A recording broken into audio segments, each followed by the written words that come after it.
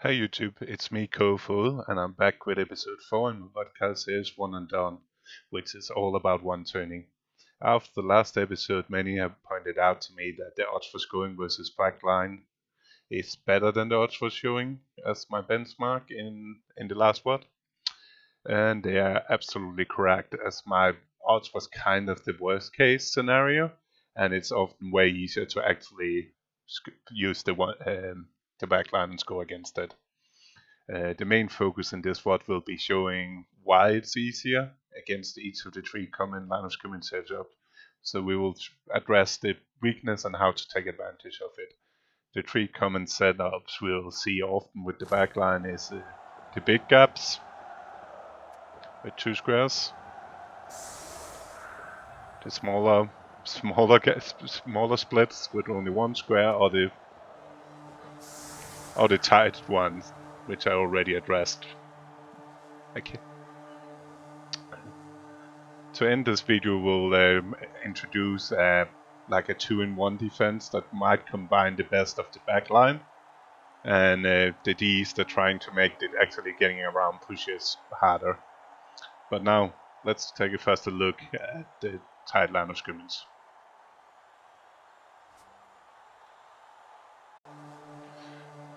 So the problem with the tight line of scrimmage is that the blocking is actually not 5+, 5+, 3+ on the 2 dice. It's in reality 3+, 3+, 3+, because you can use all the line of scrimmage players. In this case we're using the flings because it gives me nice 3 dice, which will make it easier in this case to actually knock them down. So we're going to do the blitz. Unfortunately we all only get pows, so we have to knock the fling down.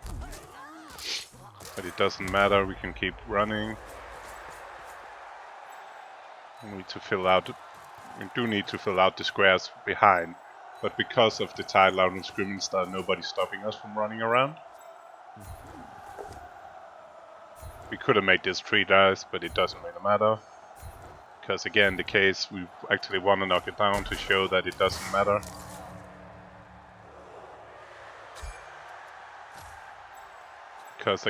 Because of the chain pushing into that one, that fling means we get to push using the last one, which means we are now in range. So in all reality the odds is not 5+, 5+, 3+, 4+, 2+, 3+, 2+, 2+. It's actually 3+, 3+, 3+ on the 2 dice, which means the odds are a lot better, even without skills. But a team reroll, we're talking like 36%. If you just add dodge and a team reroll, is 50-50 to make it or not. If you have sure feeds, you're actually a little bit more likely to actually score than not, versus a tight line of scrimmage backline setup.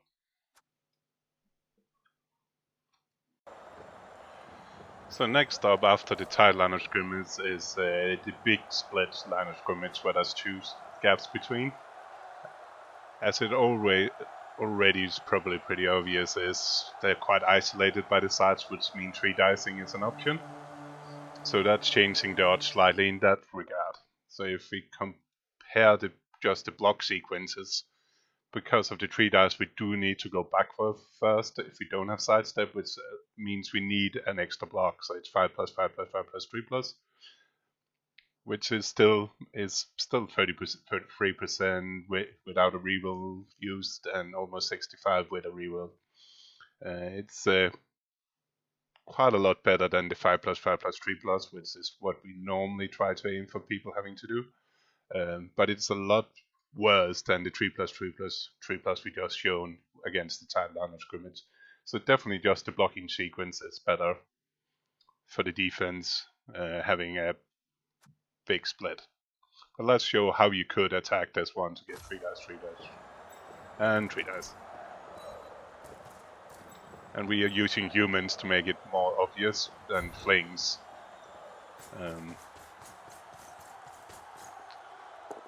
That is actually 3 dice. This our blitzing piece we can choose to either stay or follow, but for all purposes it feels easier to just follow. We need this square filled for the way I'm doing it, so we run around there. But we get tree push over here. It's all good. We got straight on tree dice without moving again.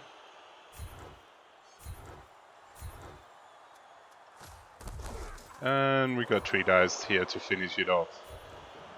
And get in push range. Pushed ourselves into range. Right on. And now we're in range, so could do the 4+, 3+, 2+ with the 2 go for it as well. So if we try now to look at the two combat, the movement 8 versus the tight backline, which was almost 54% with a judge sure feed, but with just a judge player, which normally what you have is almost 50%. So it's definitely worse. The extra block sends us down to like being 1 in 3 with dodge. Dodge sure feed's a little bit better than 1 in 3. Without a team reroll, it's actually pretty bad. 1 in 5 with no skills in a team reroll, roughly.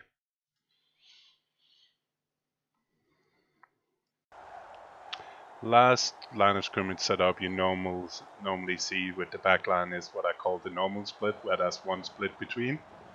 But as I'll show you now, that's actually not much better than the tight line of scrimmage if people just have 11 players.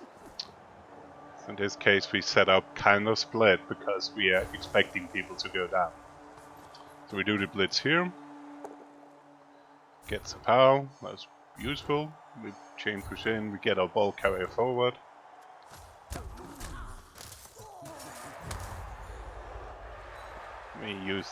Might as well, we need to assist behind those guys anyway, so we might as well run.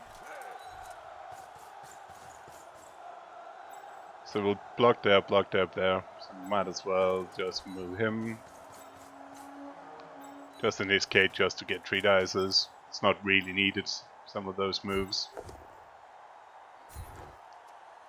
Do not use. We're going down.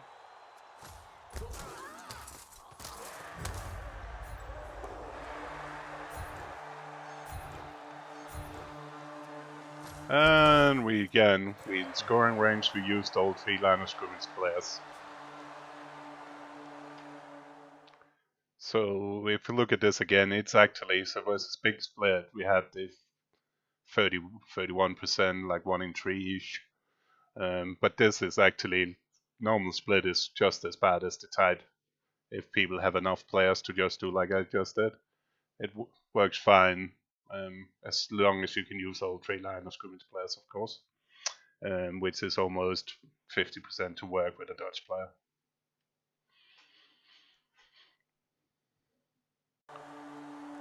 So the last thing I will talk about is introducing a like 2-in-1 defense.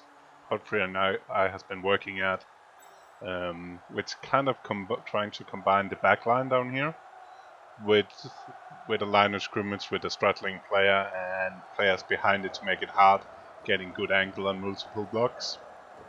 The idea is of course if the straddling player can be, especially block sidestep, really ideal, but something good. If it's block sidestep, you can step into this square, which makes the angles on those players really hard. This defense, of course, is a lot better if there's no sidestep like everything else. So the idea is here, if you want to do what I did last time, push back and then go down this side, then you can push back, you can push back into that square, let's say into him. So he will probably end up in front of him, so there will be 3+, 2+ into 3+, 3+, 2+ again. Maybe even worth putting backline up, but again, it's still a work in progress. So going that way. Alternatively, you could of course try to knock him down and then try to do pushes around here. But if you go for the straight up push, so that will probably be a 5+, then if you go for the straight up plus, it's actually surprisingly hard with only movement 8 and no sidestep to get the pushes if you go into the chain. So you might need to push it into gap and then push around this dude, which is again another 5+. But if you just take like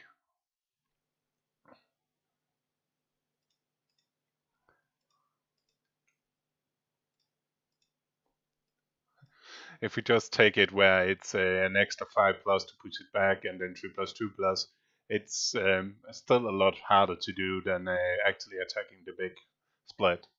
But as I said, it's a work in progress. I'll need to look at the different lines allocations. And if anybody have some feedback and some ideas to both make this better or to break it easily, than what I'm showing with just pushing back and going around this corner. With movement 8, no sidestep, no cheating. And every feedback is appreciated. And of course, thank you for being here to the end. Please subscribe to the channel, give the video a like so I can get this out to as many as possible. KFoged, tuning out.